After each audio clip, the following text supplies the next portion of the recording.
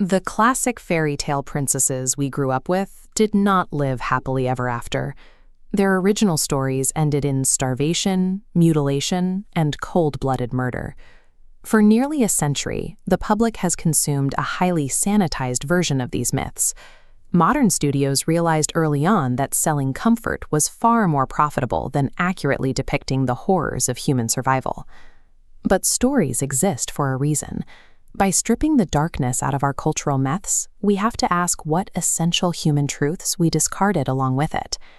When Jacob and Wilhelm Grimm first published their collection of folklore in the early 1800s, the tales were meant for adults. They reflected the harsh environment of Germanic lands, where poverty was rampant and parents abandoning their children in the woods was a grim reality. To survive in that world, the stories had to be equally vicious.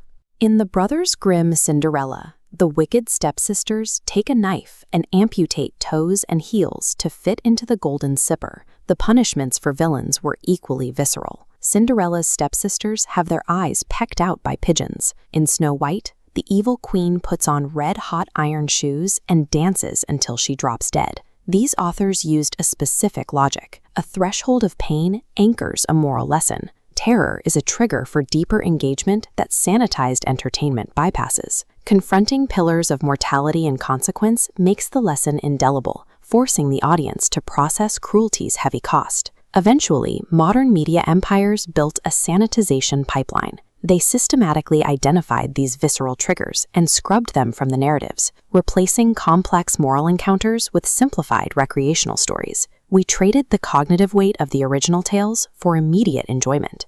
In doing so, we erased the exact tools our ancestors relied on to define moral boundaries. This sanitization reached beyond folklore and into established literature. When we removed the pain from these stories, we altered their lessons on existence and sacrifice. Take Hans Christian Andersen's The Little Mermaid. The version we know today is a vibrant adventure about personal fulfillment and defeating a scheming sea witch. Andersen's original 1837 narrative is a tragedy. Andersen's mermaid pays a physical price for her change. The sea witch cuts out her tongue, and every step she takes on land feels like walking on sharp, jagged knives. In the end, she endures this agony for nothing. The prince marries someone else. Given the choice to murder him to reverse the spell, she refuses, accepts her own death, and dissolves into sea foam.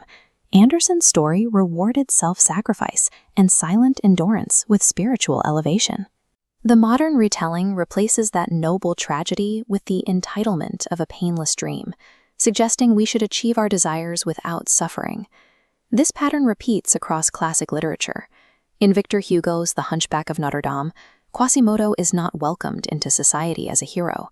Instead, he visits Esmeralda's grave, refuses to leave, and slowly starves to death. In the original Fox and the Hound, the fox drops dead from the sheer exhaustion of being hunted. The hound, having outlived his usefulness, is shot by his own master. These authors believed that growth was tied to the endurance of pain, a concept modern media deemed too unpalatable for consumers. Modifying fiction is one thing.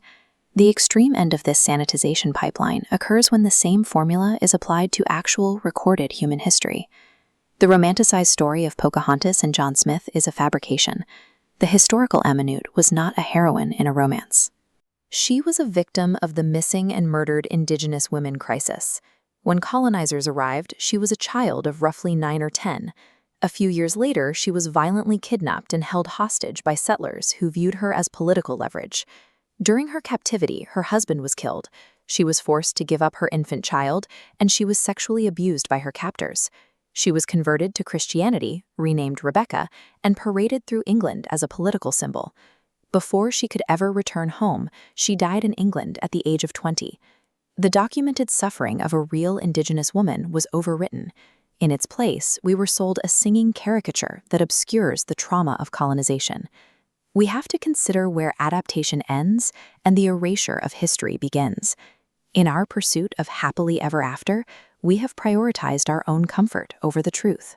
We have built an insulation against pain, but in doing so, we have lost the perspective required to truly reckon with our history.